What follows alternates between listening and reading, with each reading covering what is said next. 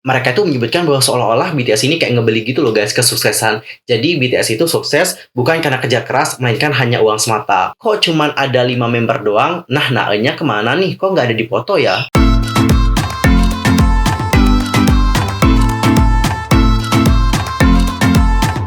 Hey yo, what's up guys, I'm Mr. Kim, welcome back to my YouTube channel. Lagi mana sih kabarnya hari ini? Baik-baik aja dong ya. Dan buat kalian yang gak lagi baik-baik aja, pokoknya tetap semangat ya guys, don't give up. Dan untuk hari ini kita akan bahas tentang topik-topik terhangat seputar dunia per-K-popan yang pastinya sangat sayang banget nih untuk kalian lewatkan. Dan supaya kalian gak ketinggalan tentang update terbarunya, buruan subscribe channel aku, bunyi loncengnya, serta jangan lupa juga buat like, comment, and share kepada teman-teman K-popers yang lain. Tanpa basa-basi lagi, langsung aja yuk guys, kita bahas beritanya bersama-sama.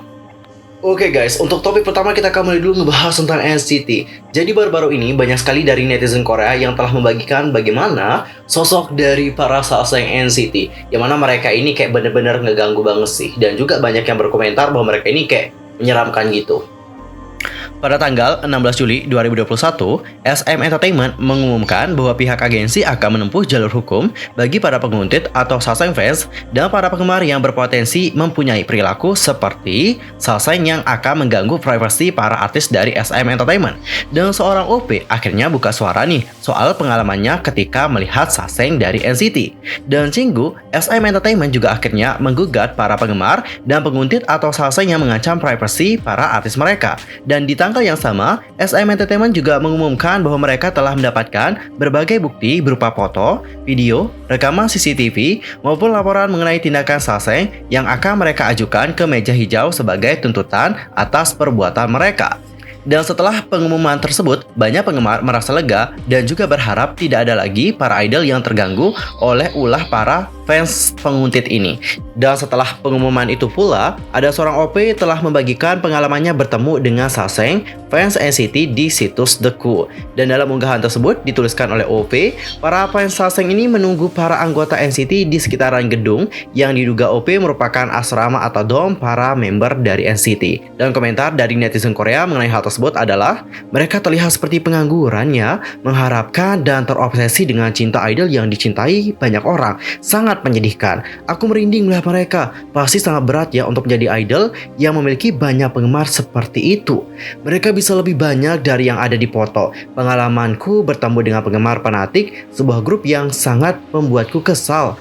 Salsa yang terbanyak adalah idol SM. Aku tahu alasannya, karena mereka semua tampan dan juga memperlakukan penggemar dengan baik, dengan fan service yang baik. Tetapi tindakan ini juga di luar batas. Well guys, kalian tadi sudah melihat ya bagaimana penampakan dari fans salsengnya NCT, yang mana penggemar dari salseng NCT ya seperti yang kalian tahu ya, itu kan emang banyak banget ya. Dan seperti yang kita udah bahas di sebelum-sebelumnya, fans NCT ini emang agak kayak creep juga sih guys, karena beberapa hal yang telah mereka lakukan juga ngebuat kita sebagai penggemar biasa nih agak takut gitu. Dan Cinggu, para member dari NCT juga ya udah jenuh banget dan udah muak gitu dengan tingkah laku dari para salseng. Kenapa gitu? Karena salseng ini nggak hanya mengganggu mereka saja, nggak hanya melukai mental mereka saja, tapi para salseng ini juga mengganggu tetangga-tetangga mereka. Karena seperti yang kalian tahu kan, kita juga hidup bertetangga. Meskipun kita tinggal di asrama, kayak kan di asrama juga ada orang lain di sekitar itu. Dan orang-orang yang berada di sekitar sana itu juga kayak nggak nyaman gitu dengan hadirnya para salseng. Dan mereka juga yang tinggal di asrama itu merasa bersalah ini, dikarenakan mereka, para tetangga-tetangga mereka juga nggak nyaman dengan kehadiran para salseng tersebut nih guys. Ya kita berharap semoga dengan tuntutan yang diberikan oleh SM Entertainment ini, para salseng dapat jerah lah ya. Karena seperti yang aku lihat, para salseng ini susah banget deh dibuat jerah. Dan mereka itu juga apa ya, sulit banget deh dijatuh hukuman. Nggak tahu alasannya apa guys ya. Ya kita harapkan aja ya yang terbaik buat para member NCT dan juga semua artis dari SM Entertainment dan juga semua idol K-pop lainnya. Semoga mereka dijauhkan dari yang namanya salseng fans. Dan sekarang kita akan masuk ke berita yang kedua. Kali ini datangnya dari BTS. Jadi baru-baru ini ada sebuah acara radio kayak gitu. Jadi acara radionya itu berada di Kolombia. Dan mereka ini kayak menyebutkan bahwa oh BTS itu sukses dengan uang aja. Jadi mereka itu menyebutkan bahwa seolah-olah BTS ini kayak ngebeli gitu loh guys kesuksesan. Jadi BTS itu sukses bukan karena kerja keras, melainkan hanya uang semata. Wih parah juga ya guys. Acara radio dari Kolombia yaitu La Mega mendapatkan sorotan tajam karena siaran terbaru mereka. Jadi The La Mega host sedang dituduh nggak hanya mencemarkan nama baik dan mengejek reputasi dari BTS, tapi juga telah mempublikasikan komentar yang rasis tentang sebuah grup K-pop dan juga Korea Selatan.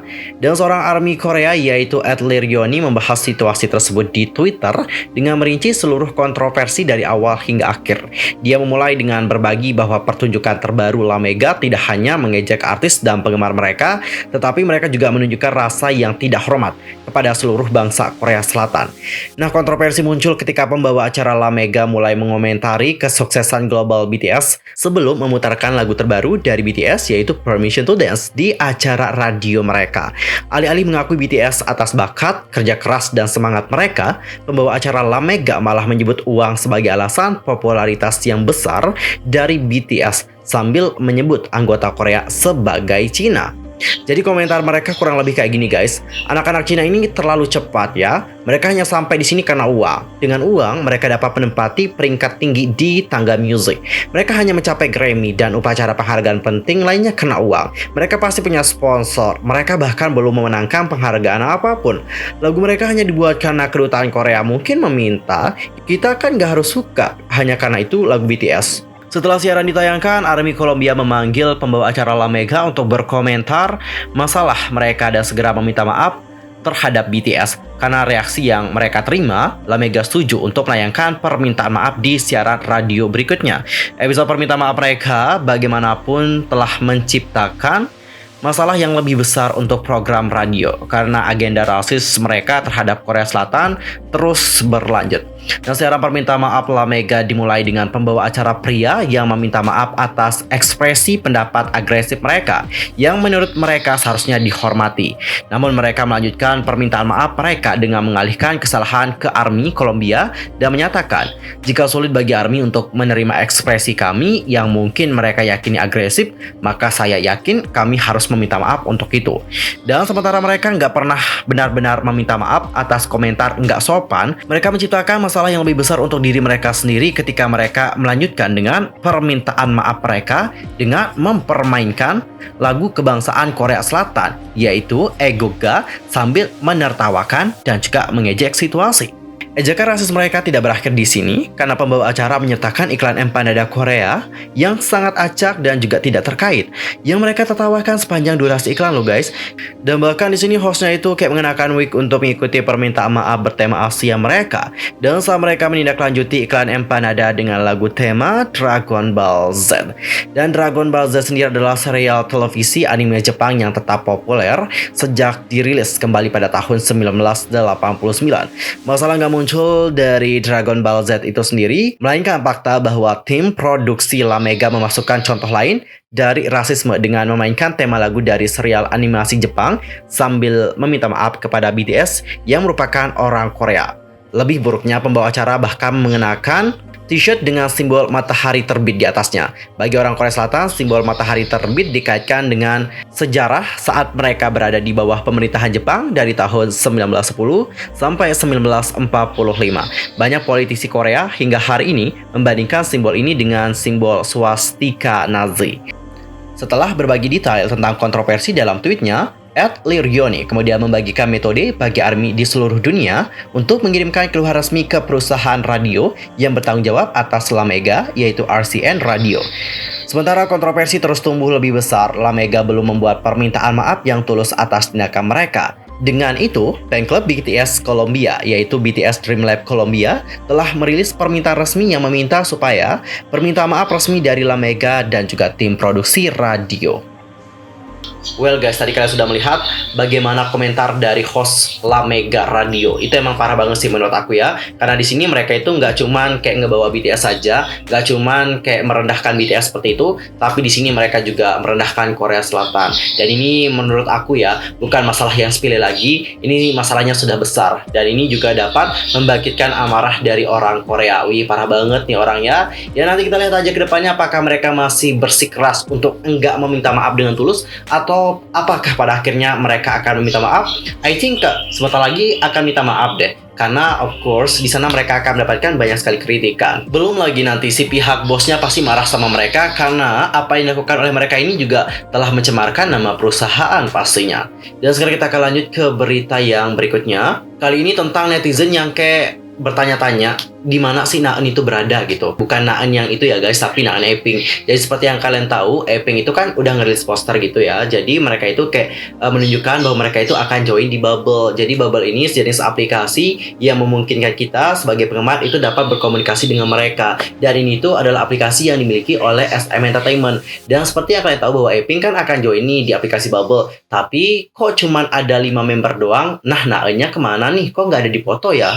Nah, sebelumnya diumumkan bahwa Eping akan bergabung dengan platform komunitas artis penggemar yaitu Diryu Bubble. Namun Cinggu dalam poster coming soon yang diungkap Diryu Bubble, netizen memperhatikan bahwa foto Naeun itu hilang. Ada satu fakta yang pasti kalian tahu ya, bahwa Naeun sekarang sudah menandatangani kontrak bersama dengan agensi YG Entertainment. Sementara anggota lainnya memperbaharui kontrak mereka bersama dengan Play M Entertainment. Namun ketidaktahuan grup idol 10 tahun yang diperkenalkan sebagai hanya 5 anggota bukan 6 seperti biasanya menyebabkan berbagai reaksi dari netizen.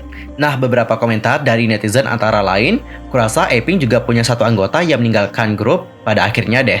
Eping kan dikenal berbeda dari grup lain karena bertahan lama. Bagaimana tidak ada satu grup yang bertahan lama tanpa ada perubahan anggota ya?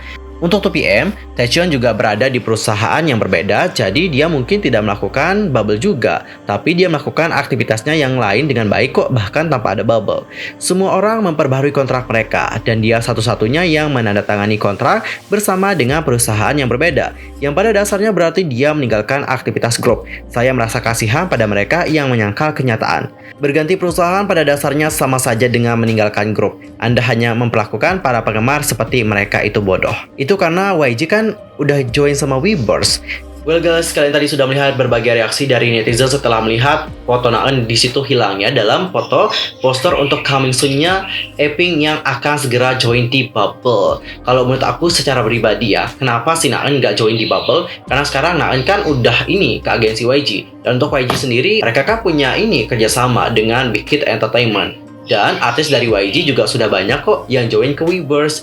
Jadi kalau Naeun join ke Bubble juga agak gimana gitu ya. Jadi pasti Naeun ini kalau mau join, itu joinnya ke Weverse. I think so sih guys. Nah, kalau kalian sendiri gimana nih menanggapi permasalahan yang satu ini? Langsung aja sampaikan opini kalian di kolom komentar. Dan guys, kita akan masuk ke topik yang terakhir. Kali ini kita akan ngebahas tentang Rose Blackpink. Jadi baru-baru ini banyak sekali yang bilang Rose ini kayak pamer deh. Dia itu pamer banget nih, memamerkan kedekatannya bersama dengan selebriti internasional. Member dari Blackpink ini sempat menuai komentar pedas melalui foto paparazzi yang baru-baru ini tersebar di sosial media. Dalam foto tersebut terlihat Rose ini sedang duduk bersama dengan selebriti wanita ternama di Amerika Serikat, mulai dari Olivia Rodrigo, Devon Carlson, dan juga Petra Collins. Karena foto tersebut, beberapa netizen menuding bahwa Rose telah memanfaatkan koneksinya. Namun netizen lain membalas tuduhan tersebut dengan berbagai komentar. Misalnya, Rose kan bertemu dengan superstar besar nih di Amerika Serikat, tetapi apakah dia pernah mengunggahnya di Instagram?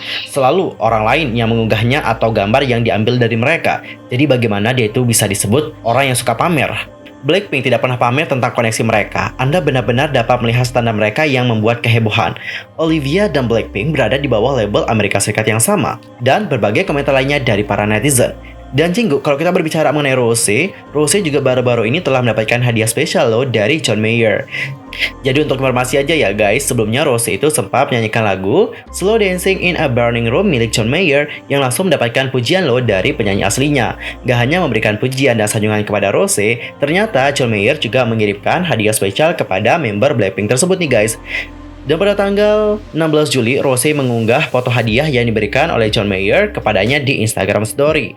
Hadiah tersebut ialah sebuah gitar berwarna pink edisi spesial John Mayer lengkap dengan sebuah surat. Di dalam suratnya, John Mayer menuliskan pesan untuk Rose. Rose, aku harus berterima kasih ya kepada kamu, jadi terima kasih. Seraya mengunggah foto gitar pemberian John Mayer, Rose menuliskan, hidup sudah lengkap dan terima kasih. Wih, netizen julid banget ya sama Rose. Sebenarnya Rose juga nggak pamer, dia juga nggak pernah ngepost di sosial media. Kan yang ngepost itu paparazzi guys, paparazzi ya udah langsung posting aja gitu. Ini netizen kenapa ya nggak bisa bedain mana yang pamer dan juga mana yang enggak gitu. Kecuali kalau Rose pamer di Instagram mungkin atau menyebutkan ini loh aku lagi deket sama ini loh, aku deket sama ini loh, baru namanya pamer. Ini Rose padahal nggak ngapa-ngapain ya. cuma makan doang, habis itu dipoto sama paparazzi. Nah, paparazinya juga ngepost pamernya di mana ya, Bu ya? Heran juga sama netizennya, julidnya minta ampun ya Allah ya Allah. Dan untuk Rose, dia itu udah dapetin gitar, ya Allah, gitarnya keren banget. Pengen atau gitar seperti itu, meskipun nggak bisa main gitar, tapi ngelihat gitar yang kayak gitu guys, jiwa yang suka sama barang yang estetik itu serasa pengen memiliki deh. Sumpah, gitarnya estetik parah, warnanya pink kayak gimana gitu ya kan. Aduh ya Allah, jadi pengen punya gitar seperti itu juga. Bang John Mayer, tolong kirimin satu dong. Kita juga pengen. Oke guys, berita dari Rose tadi menutup perjumpaan kita untuk hari ini. See you next time di video berikutnya. I'm Yusuf Kim pamit. Annyeong, 감사합니다. Goodbye.